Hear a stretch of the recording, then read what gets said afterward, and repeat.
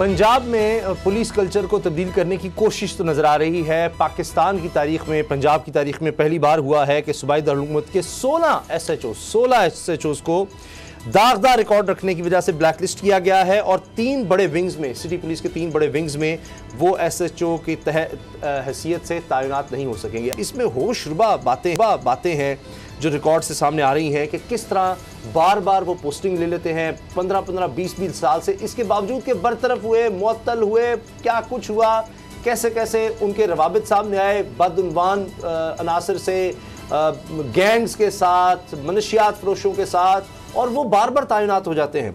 बाबर डोगर साहब, ये तो अजीब कहानी है। इसका मतलब है कि ये तो सारा कल्चर, थाना कल्चर जिसको कहते हैं, ये तो क्रिमिनल्स पर बेस्ड है, क्राइम पर बेस्ड है सारा कुछ। तो ये क्या इस तरह के कामों से ये बेहतर हो सकेगा? जो हम ब्रेक से पहले कह रहे थे कि जी थाना कल्चर में तब्दीली चाहिए, उसका आगाज हो गया है। उसामा साहब, ये सीसीपीओ लाहौर जो है ना, इनको मैं तो इस हवाले से इनका फैन हूँ। अच्छा, यकीन जाने ये वो इशू था जो मैं बड़े अरसे से मैं ये चाह रहा था कि लाहौर के अंदर कौन सा ऐसा सीसीपीओ आएगा जो इस ताकतवर माफिया को हाथ डालेगा। ये एसएचओ ज़मीनों पे कब्जे ये करवाएं, इलाकों में मंशियात ये बिकवाएं, चोरी डकैती के पीछे ये खुद मुलविस हों, जो वहाँ पर शादी हाल है उनसे ये भत्ता इकट्ठा करें। कौन सा ऐसा क्राइम नहीं होता जिसमें ये एंगेज नहीं होते। फिर ये है कि इनके ऊपर जो एसपीज होते हैं उनको भी ये पैसे रिश्वत पे लगा देते हैं।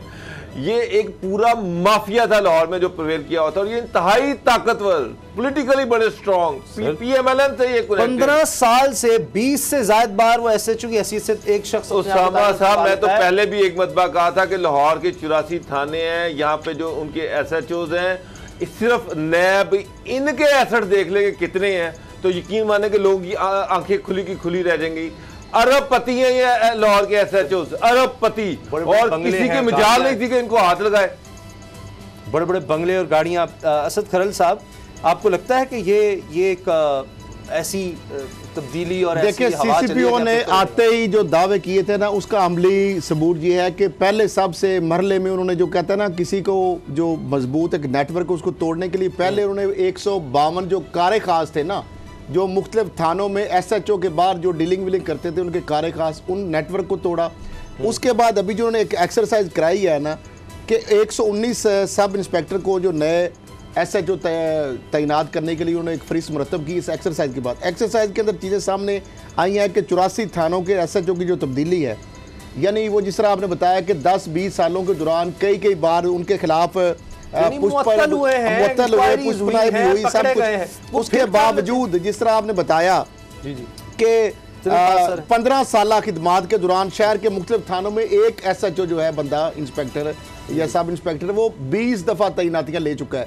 बावजूद इसके कि उसके खिलाफ इंक्वायरियां हुई, वो मुअत्तल हुआ, कब्जा ग्रुपों के साथ उसकी पुष्पनाई थी, मंशियात फरोशों के साथ, क्रिमिनल के साथ, गैंगस्टर के साथ।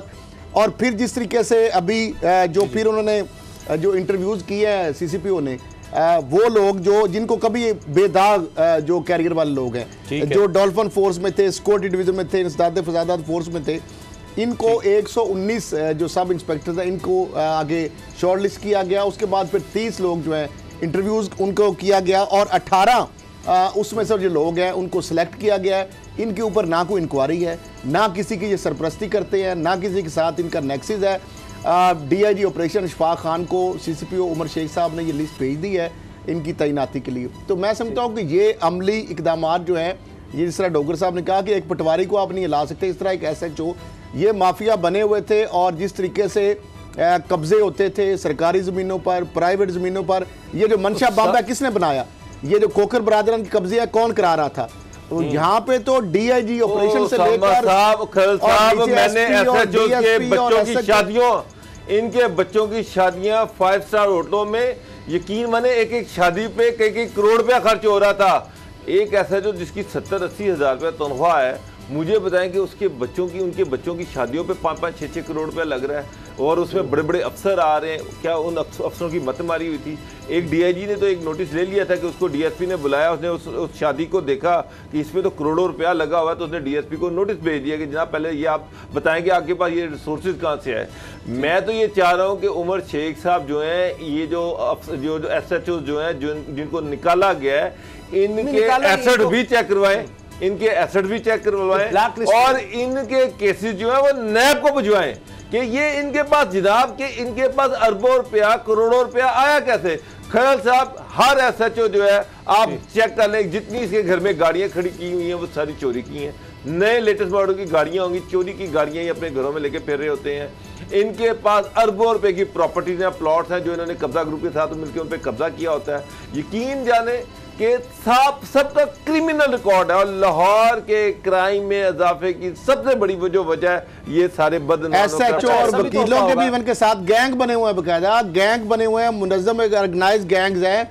और वो पर्पज ही उनकी पोस्टिंग का ये होता है कि जिस इलाके में वो तैनात होते हैं वहां पे जितनी फड्डे वाली जमीनें होती हैं, जो कब्जे होते हैं, वो सारे उनके दुरान होते हैं। बोलियां लगती रही हैं, ये सारा साहब थानों की बोलियां लगती रही हैं और थाने खरीदे जाते रहे हैं। यकीन जाने कि मुझे वहां तैनात कर दें, इतने पैसे ले लें, इतने पैसे ले लें अल्लाह, और फिर वो जाहिर है कि फिर वहां जाके उस तरह बनाने हैं। तो वहां जितना भी ये इस तरह का तो यही है जो कारोबार कोर्ट मार्शल की तर्ज पे पुलिस में यही मामला, उमर शेख साहब का यही नुकता था।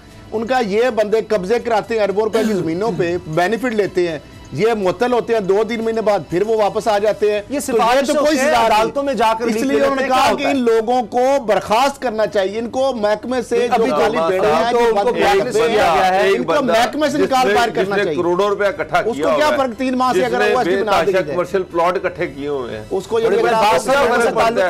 पता नहीं एमपी एमएनए वज़रा से कहां तक पहुंच जाते हैं। ये तो करोड़ों रुपए के गिफ्ट भी ऊपर देते हैं, ऊपर के अफसरान को खुश रखते हैं, पॉलिटिशियन को खुश रखते हैं।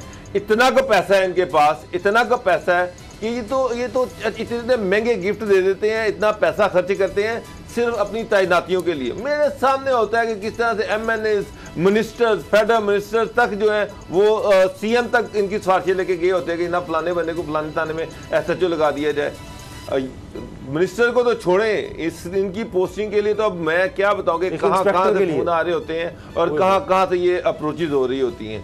ये सही है कि एक वक्त में एक ऐसा गैंग भी आ गया था लाहौर के अंदर जो जुडिशरी में से बहुत सारे मुनासिब का नाम न मैं लूं, सबसे बड़ा साहबान जो है उनके घरों तक पहुंच गए थे, अप्रोच कर लिया था, उधर से सिफारिशें आती थी और आईजी को और सीसीपीओ को बुला लिया जाता था अदालतों में, ये जो कि आप इस बंदे को लगाएं, चैम्बर में बुला के कहा जाता था कि आप इनको लगाएं वरना हम आपके खिलाफ कॉन्टेम्प्ट आपको दे देंगे, आपको हम ग्रिल करेंगे यहाँ पे। तो मामला ये लोग सबसे बड़ा ये जो बाहर से पाकिस्तानी आते हैं ना और ये जो यहाँ पे इन्वेस्टमेंट करते हैं, उन ऐसे बेचारे लोगों को टारगेट करके ये पुलिस वाले जो थे ना पकड़ते थे और इनसे अरबों रुपया बटोरते थे। और इस तरह की हमने 2-3 स्टोरियां तो यहाँ पर इस अपने प्रोग्राम में ब्रेक की हैं कि किस तरह से बाहर से बंदा आया और किस तरह से इन्होंने उसको पकड़ा, उसको जकड़ लिया और उससे करोड़ों रुपए ये बटोरे।